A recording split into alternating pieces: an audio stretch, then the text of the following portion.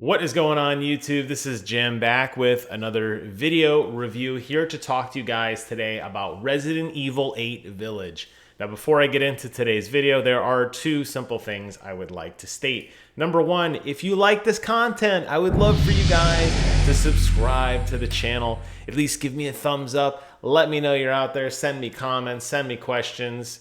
Keep me engaged with you. I would appreciate it. Number two, I'm not going to be getting into any story spoilers today. So if you haven't yet played Resident Evil 8 Village, fear not, I'm not going to give away anything. And I'm also going to take it a step further and say if you haven't played Resident Evil 7 Biohazard, again, I'm not going to be giving anything away. But I believe it's a prerequisite for playing this game.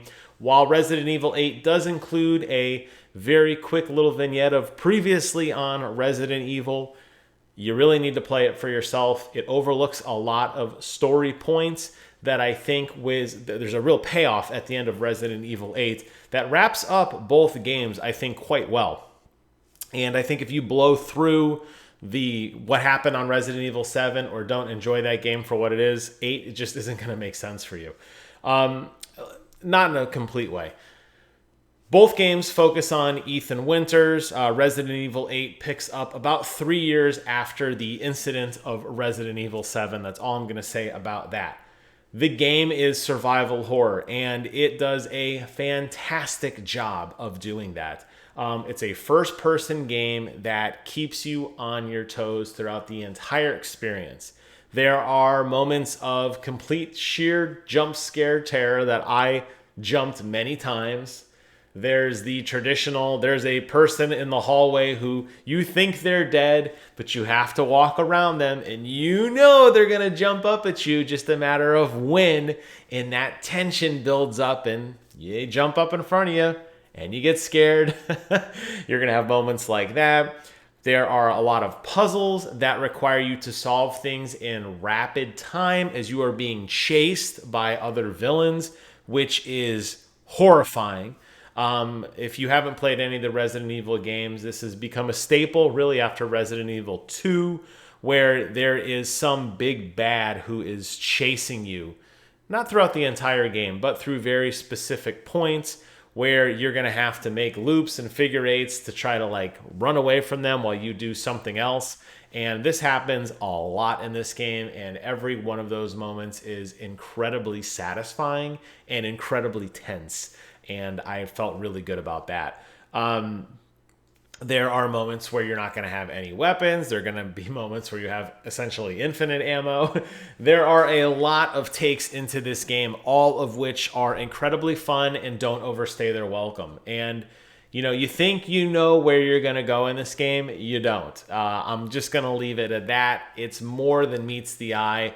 The village is the hub world where you kind of navigate back to numerous times. But every time you go through, things are different. This game has a lot of open exploration if you want it. If you want to go out and find all the little treasures and all the little pieces of lore and all the hidden weapons, you absolutely can. But if you just want to golden path it, well, you can do that too. And thinking back on it, there were actually a lot of places where me, as a trying to be completionist, missed a lot of things outright. I think it lends itself well to replayability. The game is definitely designed to loop and continue and play again. And on top of that, there are plenty of cool things to find and see and do. And the world is so beautifully detailed and so beautifully designed. I think you're going to want to spend time walking around and exploring. I know I did. I really liked it. I liked a lot about this game. Now, I played it on PlayStation 5. I played it on the performance mode, which gave me 60 frames per second with limited ray tracing, and it never dipped. I never had any screen tearing. I never had any issues with a beautiful picture quality. There is another mode, the quality mode, which is supposed to target 60 frames a second, but does include some very light ray tracing.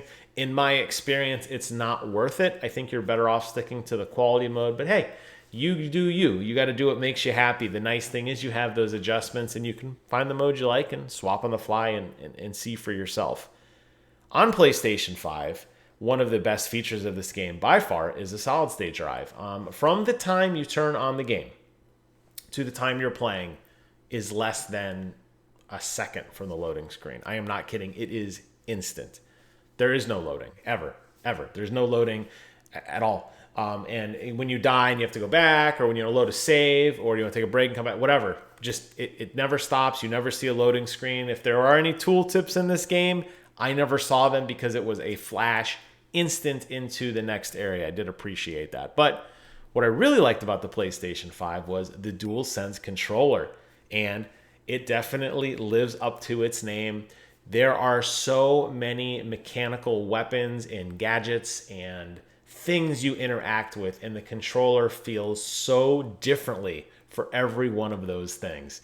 The way you load shells into a shotgun, the way a shotgun, as you hold down left trigger to kind of pull it up to shoot, when you snap the trigger back, it's a satisfying, loud, violent feeling, as opposed to more of a gentle pop with a pistol, or even less, like a slash with a knife. As you pull levers, as you fight enemies, as you go through different environments, the controller is going to really just heighten the sense of the world that you feel.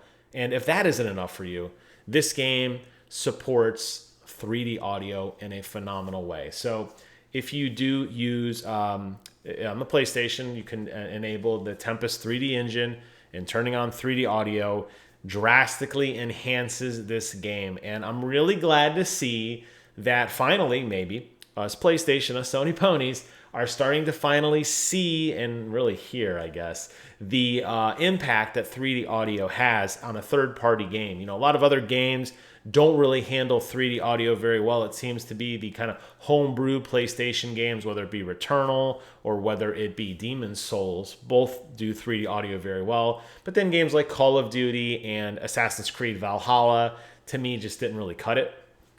This game handles it very, very well, and it really does make the world feel more vibrant and richer and fuller. And back to being chased, which you're going to be chased quite a bit. Hearing 3D audio and hearing people walk across above you, hearing the different footsteps, whether they're on wood or creaking wood or creaking doors or carpet or tile or whatever, you can feel and hear that in such a different way with 3D audio enabled that really does bring you into the experience even more so than just without 3D audio. So I highly recommend it. I thoroughly enjoyed that part of it as well. Everything about the game really does center around creating this horrifying, terrifying experience that lasts with me, lasts with you through the entire game. Definitely did for me. Took me, according to the official play clock, about 12 hours to beat. Like I said, I was as much of a completionist as I could be. That does require you to do some backtracking. You'll find a door or an item and you don't know what to do with it. Now, the game does a good job of leaving markers on your map to say, hey, if you want to get in this room, you need this key. So you obviously know, oh, I got the key. Now I got to go back to the room. But the village itself is a very complex place. It's not a nice, clean grid. You're going to have to climb through houses and under houses and around them to navigate the village. It's not as simple as it seems. And I like that. I feel like if it was just a very conventional grid game, like in the Division or something, you would definitely not feel the height of exploration and the fun that goes into walking around and into figuring out where I got this key, but like where does it go? And then finding it and opening it and getting some great treasure that you can sell, or getting some phenomenal item that you can use, some kind of great weapon or something. It really does make you feel like, yes, it's very gratifying. I never felt like in any of the ancillary stuff that I did, or even the main story for that point, I never felt like I wasn't being rewarded as a player. I never felt like I was ever growing my character. You can take all the money you get from scavenging everything, opening drawers, opening everything, looking under beds, looking on everywhere you look, you'll find treasure. And taking all that, going back to the Duke, who's the official merchant of the game, who's a very odd character. I liked him a lot. He shows up in the most mysterious places. Taking that hard-earned lei, which is the currency, and buying something, upgrading a weapon, or buying some of his inventory, or unlocking a new weapon, really does make you feel like, hey, this was actually worth it. And a lot of games don't seem to get that hook, but this one does. The puzzles were great. The combat was great. The story was great, and they do a really good job of wrapping everything up. I really have to sit and scratch my head and think, was there anything I didn't feel that was not completely explained in the story? And if you were paying attention to the little pieces of lore, which towards the end are literally laying right in front of you, like, hey, read this. This will explain what the heck is going on. I feel like if you take your time to go through it, you will have some of those eureka moments and you're like, oh, it totally makes sense, because a lot of the game is very confusing and you're going to see things and you're going to play and it's not going to make sense. And you're like, wait, why did this just happen? Or what is going on here? It will be answered. And some of the mysteries that were left over from Resident Evil 7, with the exception of maybe one particular character, I feel like was completely answered. And I think they did a good job. There's a nice little epilogue that completely wraps up the story. And I think we are in a good place for a future of Resident Evil 9, whatever that leads. If that does somehow continue on with this story, or if we get a brand new protagonist that is not Ethan Winters, remains to be seen. So we'll have to wait on that. But this game was fun. The last thing I'd like to touch on is after you beat the game, again, spoiler free, after you beat the game, you will unlock a mode called Mercenaries. Now, Mercenaries is a really fun mode where it is like combat time trials, and you run around in pre-loaded instances, basically snippets of the original map, and you are given weapons and you have to kill enemies in a certain amount of time. There are power-ups that you can buy that allow you to kill enemies faster or to give you some sort of special perks, which are fun.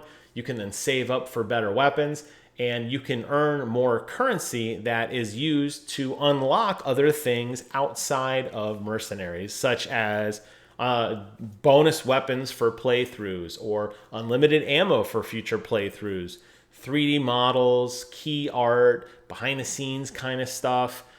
So the game does have, if you really do feel like a completionist, there is a lot to sink your time into. And if you enjoyed the gunplay and the combat, which I actually did, I thought it was actually very serviceable for a very slow, methodical first-person horror shooter. If you like that, I think you'll come back to this and continue to unlock more things with Mercenaries and continue to progress, making subsequent playthroughs insanely fun. I remember playing Resident Evil 2 on my PC, and I downloaded a trainer for the second part of the game with unlimited ammo, and I totally cheated, and I had a blast doing it. So if you want to play through Resident Evil again, go do this Mercenaries mode, unlock unlimited rocket ammo, and just go to town. And you're going to have fun doing it. And maybe it'll take some of the horror out of it because you already know what's going to happen. But that first playthrough where you're scavenging and every little bullet counts and every piece of gear you find to craft items counts, I think it really does paint a great picture. And I absolutely love this game. I mean, it's definitely a Game of the Year candidate for sure.